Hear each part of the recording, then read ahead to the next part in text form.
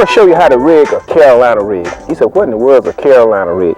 Well, a Carolina rig consists of a weight, 2 beads, or you can put as many beads you like, a swivel, and about 2 feet of monofilament line.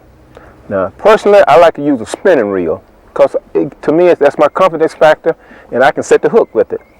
I'm going to use a 1/2 ounce bullet weight. Very simple. Just put the line through the weight. Get one. That one's kind of, the hole is kind of messed up on that one. Let's see when I get the weight through there. You know, these eyes get old on you can't half see anymore, but we're going to make it work. Let's open it up. Sometimes you have to take a hook and open these things up, but you want to get that line down in there. And you're going to put your weights on it. I'm going to put your beads on it, your swivel, and your line. You'll be ready to go. A lot of people say, why they call it a Carolina rig?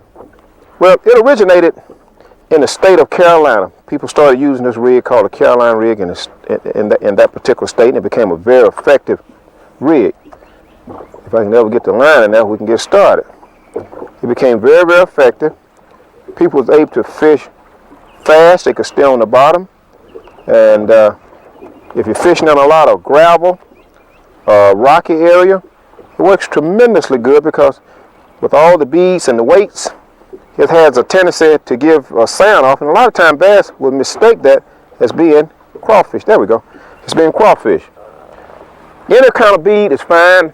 I'm using 2 clear beads, so you could use 2 red, black. It really doesn't matter. As long as you got those beads on. The beads serve 2 purposes. One, it gives you a chatter noise, which we think, or I think, it attracts the fish because they think maybe it's a crawfish or something that's moving around on the bottom. And 2, it keeps your line from being frayed by the weight from sliding up and down on your line. So it's a 2-fold purpose here, and it just seemed to work real good when you put a bead on. I've seen individuals try to do it without without a swivel, but it just don't seem to give you the same effect. You know what I mean?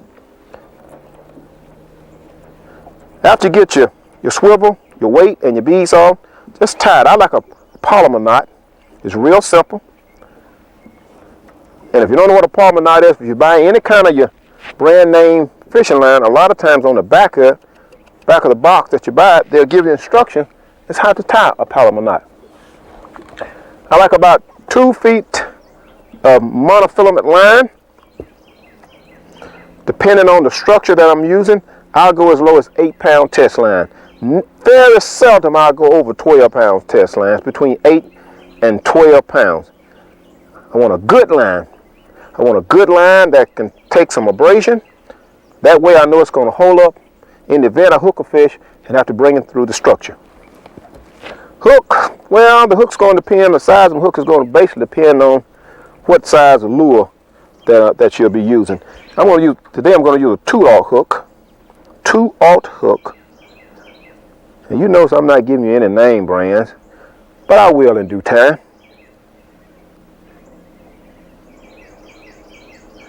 We're not concerned about that right now. We're concerned about the fact that we make sure that you tie your Carolina rig properly. About 2 feet of line. Again, go with another polymer knot. Real simple. Just make one loop and a tie. Bring your hook back through the open loop. Pick up the slack. There you are. You're ready to go fishing. Fishing a run-in. I'm here in Centennial Lake in Mississippi, but Vicksburg, Mississippi. And I found a little run-in, and I think fish are holding on it. There's a drop-off. There's a drop-off where it drops from 4 feet into 12 feet of water. So I'm going to use a Carolina rig with watermelon seed lizard. Now let's see if we can find some fish. See if we can find some fish on this point. Looks good. Look at that. That's fine. You're gonna find you're gonna get a lot of strikes with the Carolina rig. There's other rigs such as the Texas rig. We'll get into it later. But for right now, we're gonna fish a Carolina rig, and I'm gonna show you how to catch fish using a Carolina rig. You see the run in, the opening? We're going to throw into that opening and pull it back to the drop off in hopes that we'll find a school of fish staging there. Remember I was talking about the overhand cast for distance.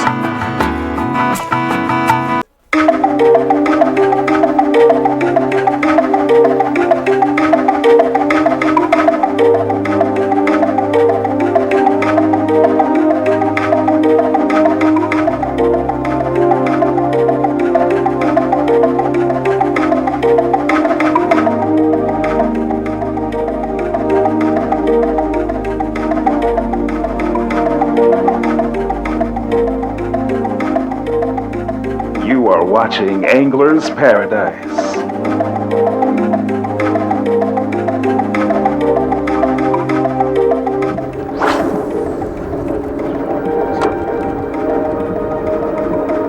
Now I can feel the stumps and all the structure that lines the ledge. And when you come up to the structure, you feel it. Just kind of pause for a second, shake your lure, your lizard in this case, and what it does is give that bass an opportunity to catch up with it and make a decision if he wants it. By shaking it, a lot of times I think that frustrates the bass. And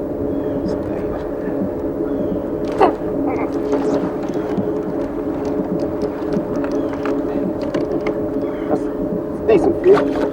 Decent fish. Oh man, it's a decent fish. Oh man, that's good. Oh boy. Oh man. Oh, good fish. Good fish. Good fish. It's great. That's what Carolina rig is all about. Take your time, work it through the stumps, and that's the kind of results you'll get. Trust me. Oh man, slow down, baby. Get your hook. We'll put you back in the water. All right. Good. Okay.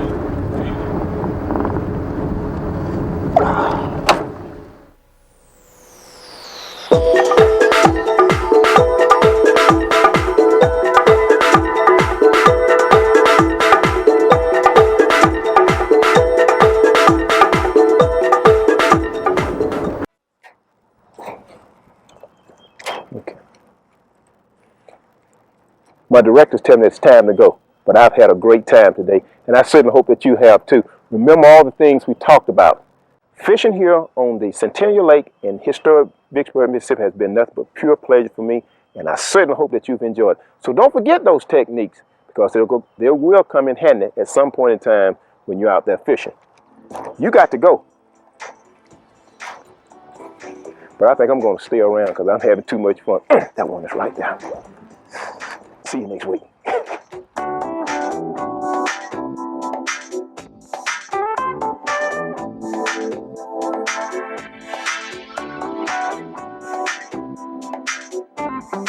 Follow us on Facebook, YouTube, and anglersparadise.net.